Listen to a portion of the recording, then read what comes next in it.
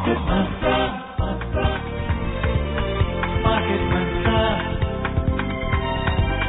Market Mantra. Market Mantra. Market Mantra.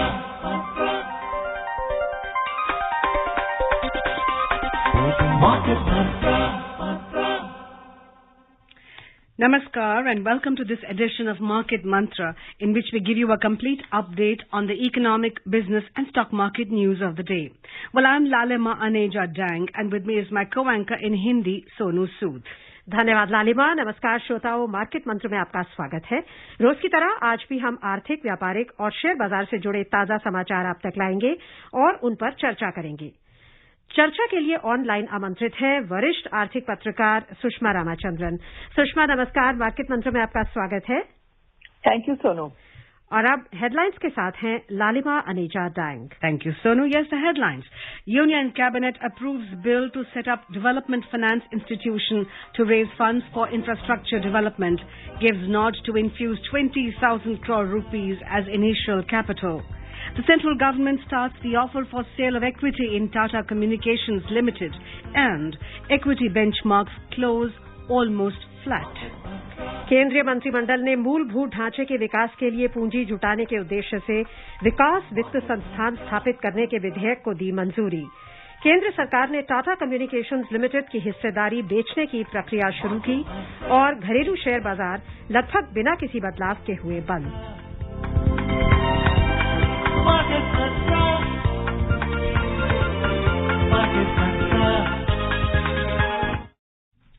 Union Cabinet has approved a bill to set up Development Finance Institution, DFI, with an initial capital infusion of 20,000 crore rupees.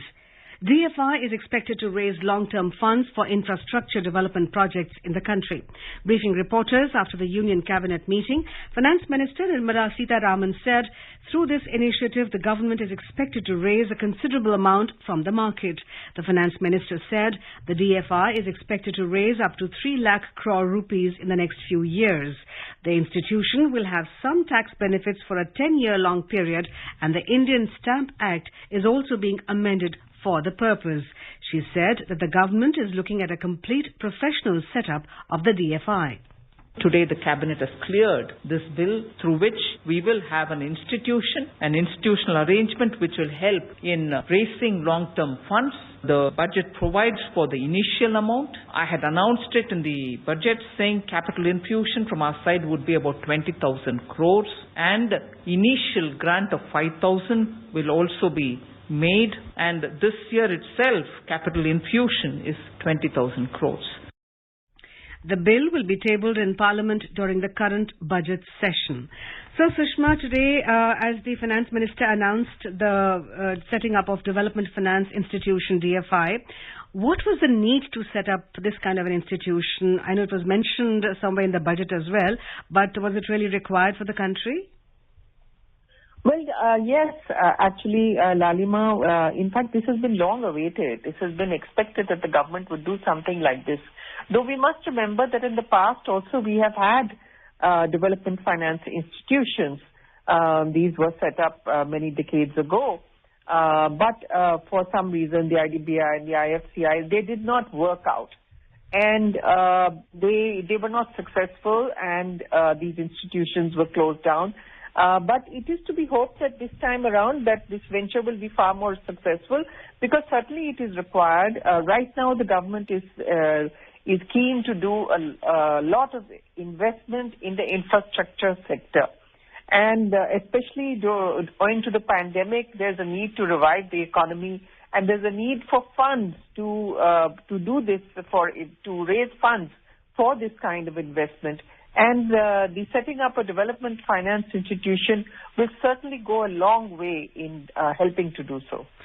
Sushma ji, जो हमारा banking तंत्र है उसके अलावा जो ये special development finance institution establish किया गया है, आप हमें बता सकती हैं कि जो लॉन्ग टर्म फंड्स चाहिए होते हैं इंफ्रास्ट्रक्चर डेवलपमेंट के लिए, उसके लिए एक सेपरेट एंटिटी स्थापित करने की क्या इम्पोर्टेंस है और क्या उसका सिग्निफिकेंस है?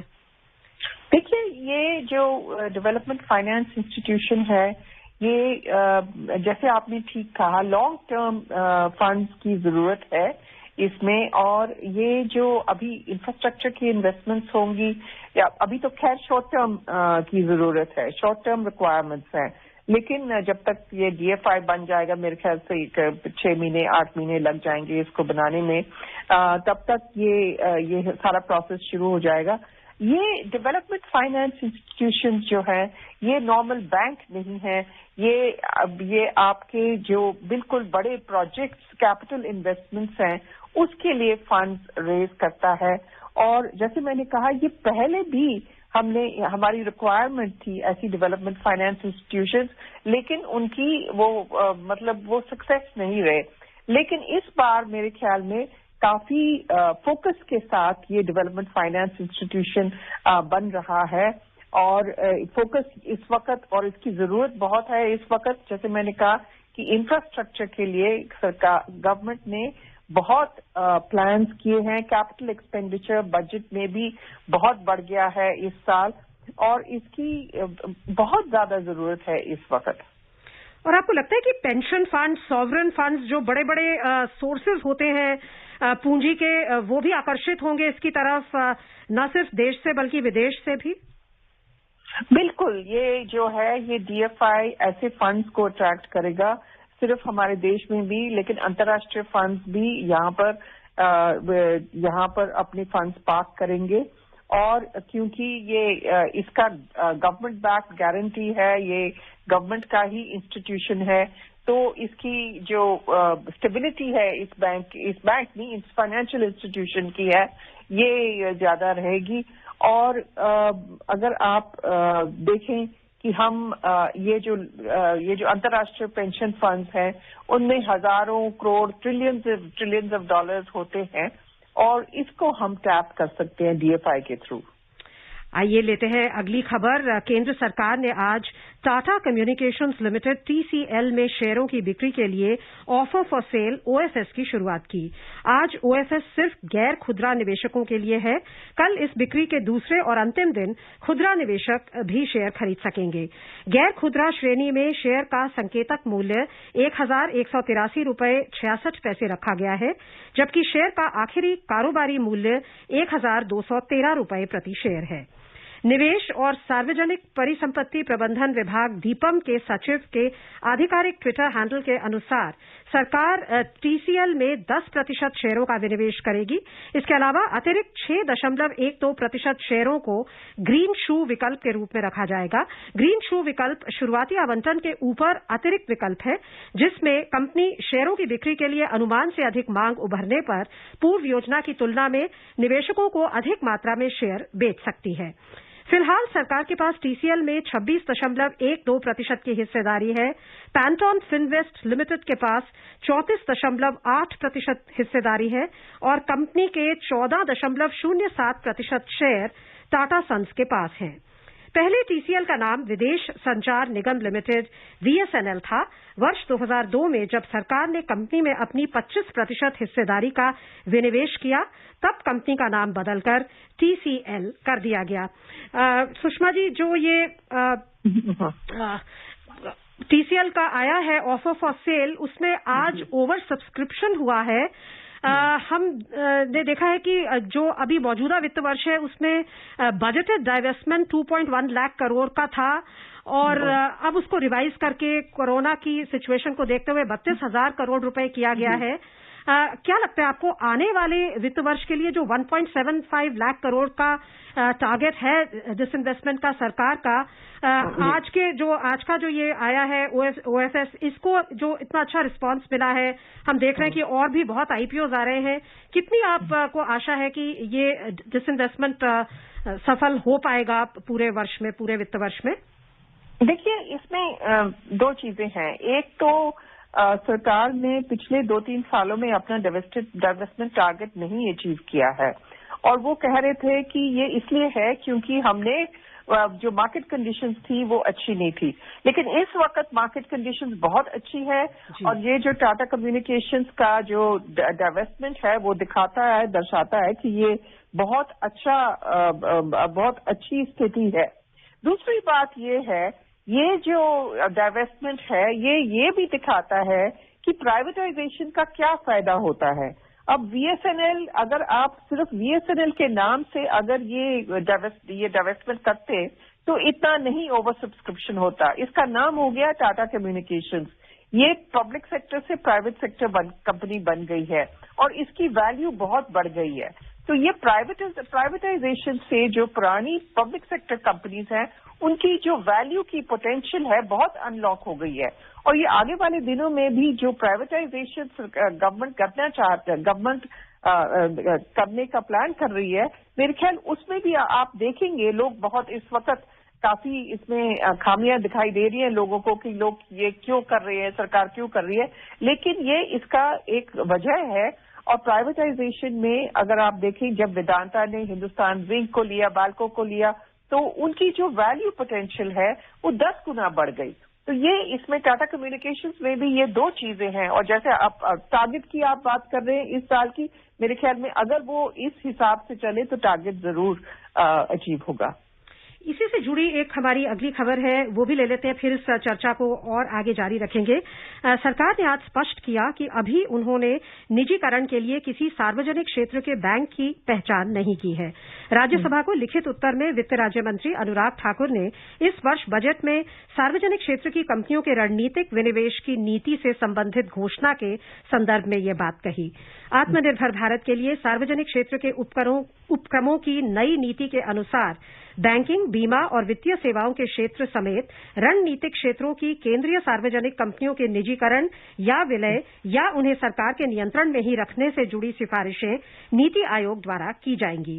वित्त राज्य मंत्री ने कहा कि इन सिफारिशों को मंजूरी एक वैकल्पिक प्रणाली द्वारा दी जाएगी। इस प्रणाली को सरकार ने अनुमोदित किया है। Yes, Sushma, the talk of privatization and divestment has been going on for quite some time. Now the government in its third term, it seems to be now, in the second term is all set to take it to newer heights, but it will take some time. What is the advantage of mergers? You mentioned a little bit about the mergers of banks and all. How do you think that it will improve the efficiency of the systems?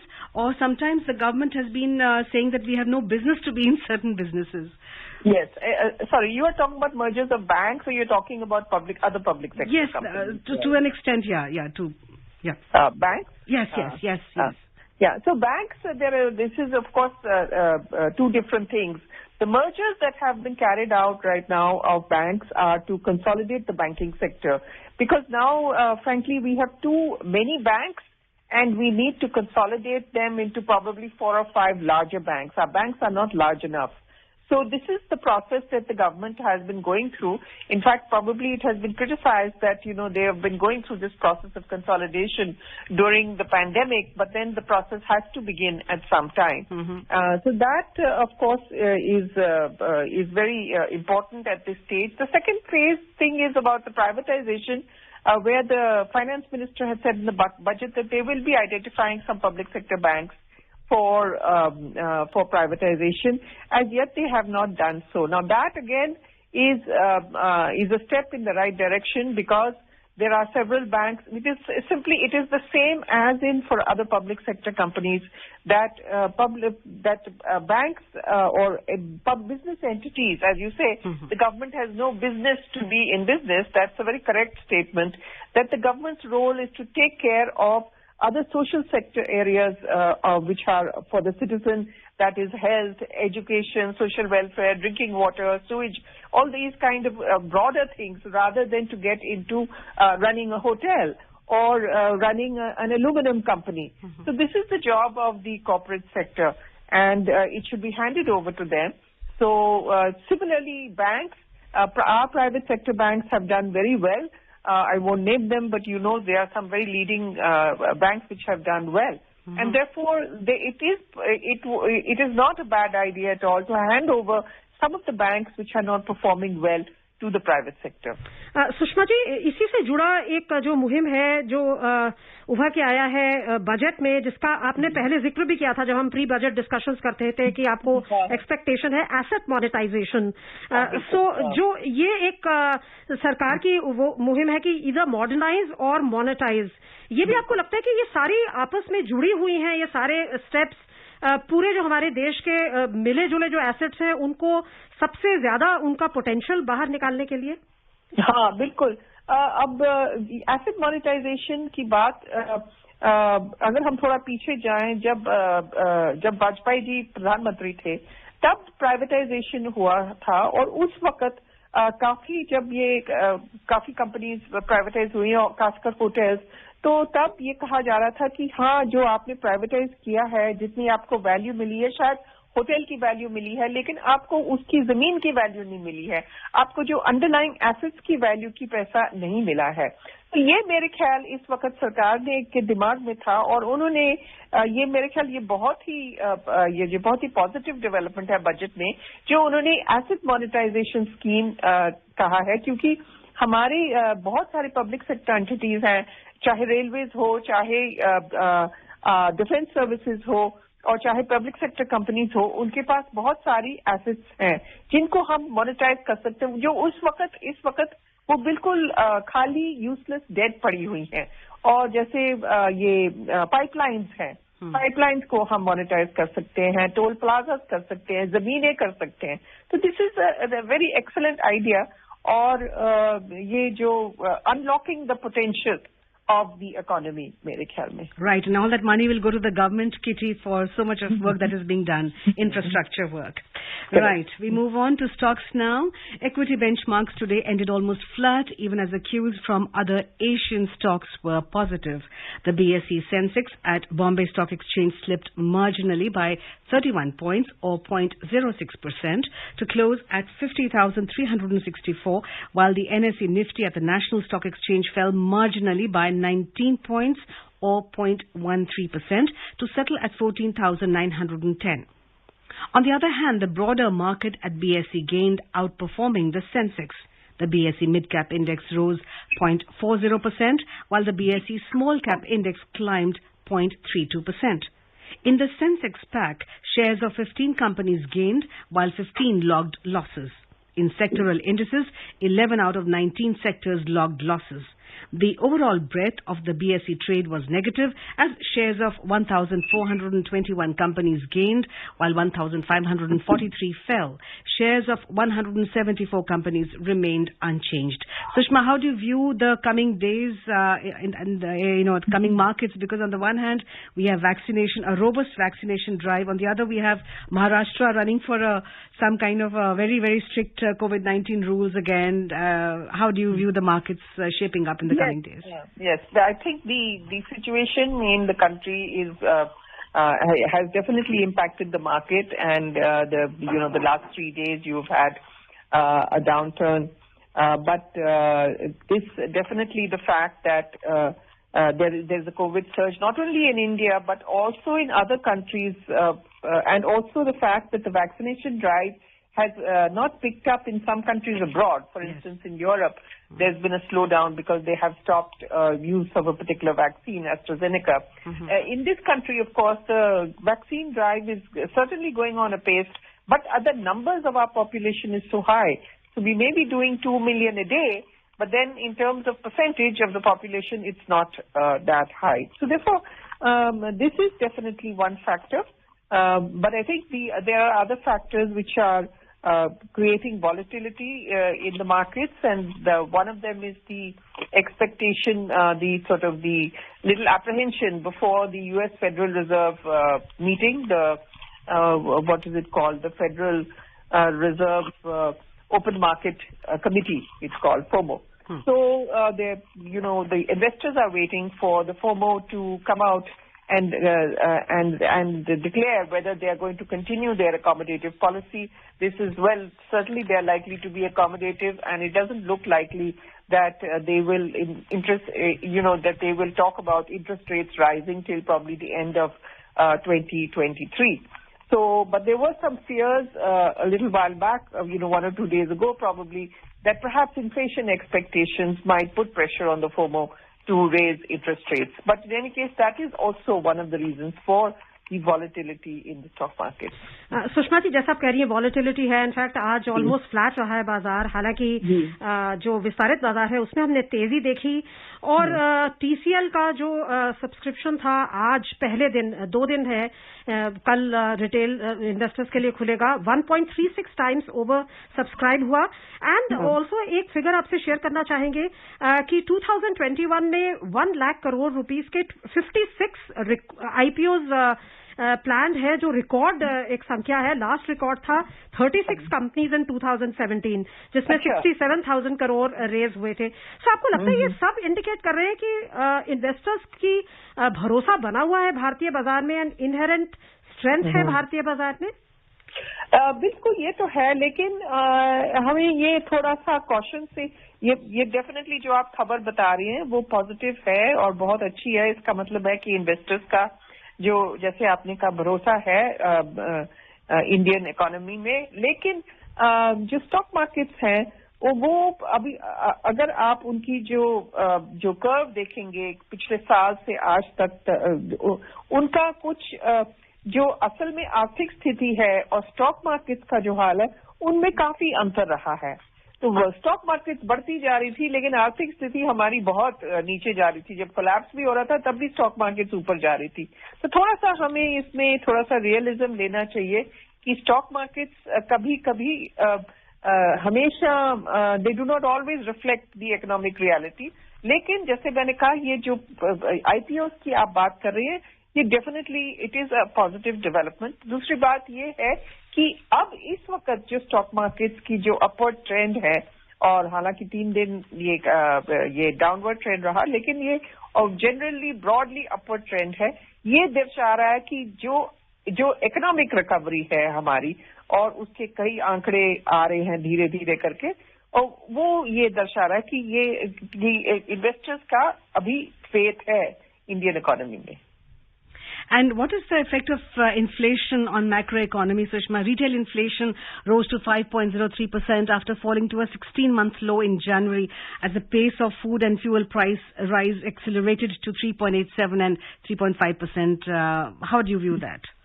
Yes, so inflation is definitely a factor, and I think that's one of the also factors which is one of the negative factors which has impacted the market. Because inflation, especially the issue of fuel prices, is very important because world oil prices are going up. Brent crude is about $68 per barrel right now. That's a little too high for India, which imports 80% of its consumption, and there is a lot of concern over it. And also inflation, the fuel prices as well as food prices are being passed through to the consumer. And in the case of petroleum products, there is a cascading inflationary effect as it comes down to the consumer, and this is something, yes, of concern. Sushma ji, अभी भी जो consumer price index है वो 5.03% है, जो 6% का upper band है, upper limit है बैंड का, उससे नीचे ही है। सो आपको क्या कहीं कुछ आशा दिखाई देती है कि आरबीआई का जो स्टांस है वो एकोमोडेटिव ही बना रहेगा अप्रैल की अपनी पॉलिसी में, या इंटरेस्ट रेट्स में बढ़ने का कुछ खतरा आपको दिखता है? मुझे लगता है कि अकोमोडेटिव पॉलिसी चलेगी, क्योंकि जैसे आपने कहा अभी भी 5% जो है वो उनकी जो बैंड के नीचे है।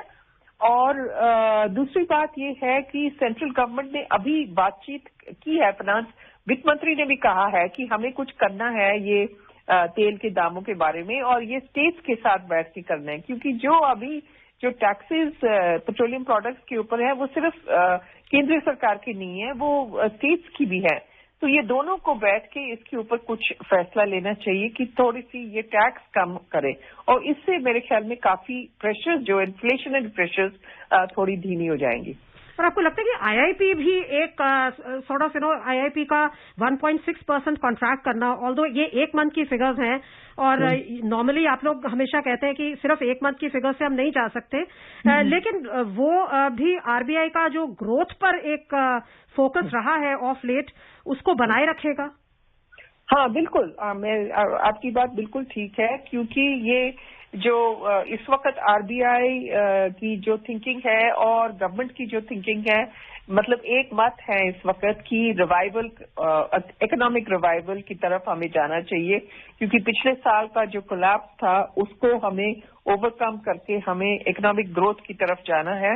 और मेरे ख्याल में जैसे आपने कहा कि इंडेक्स ऑफ इंडस्ट्रियल प्रोडक्शन के आंकड़े अच्छे नहीं आए, एक्सपोर्ट्स के जो है वो अभी फरवरी के थोड़े से अच्छे आए हैं, लेकिन अगर आप अप्रैल टू फरवरी देखें तो 12% कंट्रैक्शन हुआ है एक्सपोर्ट्स में। तो अभी मेरे ख्याल अकोमोडेटिव अप्रोच ही रहेगा आरबीआई का। All right, let's take a look at the rupee now. The rupee today weakened 7 paise to 72 rupees and 55 paise against the US dollar. The dollar index, which indicates the US dollar's strength against a basket of 6 other leading currencies, also depreciated 0.13% to 91.72. और अब रुक करते हैं अंतर्राष्ट्रीय बाजारों का। आर्थिक सुधार के प्रति आशावाद और अमरीकी शेयर बाजारों से सकारात्मक संकेत मिलने के बीच एशियाई शेयर बाजारों में आज मामूली वृद्धि दर्ज हुई। ट्रेजरी यील्ड यानी सरकारी बॉन्डों पर मिलने वाली ब्याज दर में गिरावट से भी निवेशकों की धारणा को बल मिला। चीन का शंघाई कॉपोजिट सूचकांक 0.8% के उछाल में रहा। हांगकांग का हैंगसेंग और दक्षिण कोरिया का कॉस्पी प्रत्येक 0.7% की वृद्धि में रहे। जापान के निक्केई में 0.5% की बढ़त रही। हालांकि सिंगापुर का स्ट्रेट्स टाइम्स सूचकांक बिना किसी खास बदलाव के बंद हुआ। यूरोपीय क्षेत्र की बात करें तो दिन के कारोबार में इनमें भी तेजी का रुख था। लंदन का फुटसी और जर्मनी का डैक्स दोनों 0.7% की बढ़त पर थे और फ्रांस का कैक 0.3% की बढ़त पर था। Now look at the US markets. The S&P 500 and Dow Jones Industrial Average closed at record highs yesterday amid hope of economic recovery from the coronavirus. The equity investors also awaited cues from the Federal Reserve this week amid caution over rising borrowing costs due to high bond yields. The Dow Jones Industrial Average climbed 0.5%, the S&P 500 gained 0.7%, and the Nasdaq Composite Index surged 1.1%. और अब चलते हैं commodities की ओर। Multi commodity exchange में अप्रैल अनुबंध के लिए सोने का मूल्य 30 रुपए कम होकर 44,870 रुपए प्रति 10 ग्राम के करीब था। दूसरी तरफ मार्च अनुबंध के लिए चांदी का मूल्य 360 रुपए कम होकर 67,310 रुपए प्रति किलो के आसपास था। न्यूयॉर्क मर्केंटाइल एक्सचेंज में सोना तेजी के साथ $1,732.20 प्रति आउंस पर था, लेकिन चांदी गिरावट दर्ज करते हुए $26.20 प्रति आउंस पर थी। Oil prices today fell, extending declines for a third day amid concerns about rising stockpiles in the United States.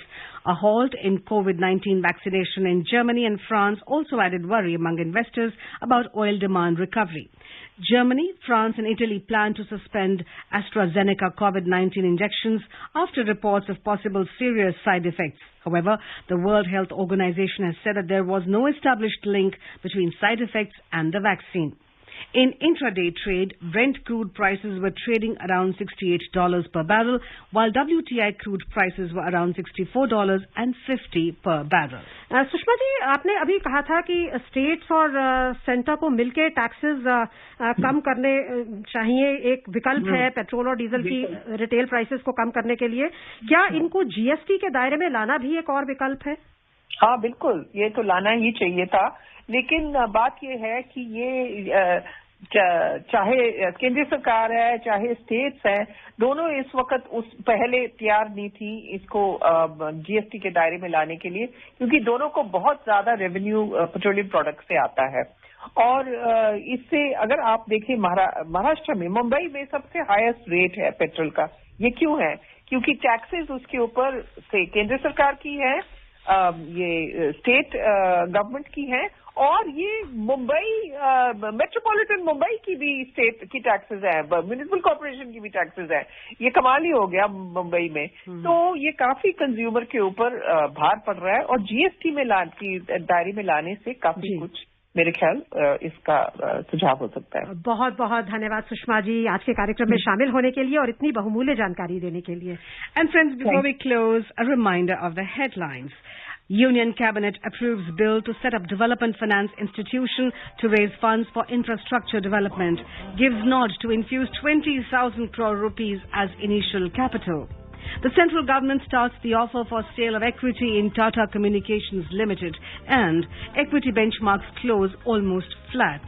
On that note, it's time for myself, Lalima Aneja Dang, and my co-anchor Sonu Sood to bid adieu. That's all we have for you in this edition.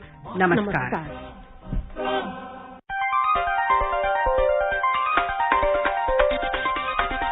Market Hasta.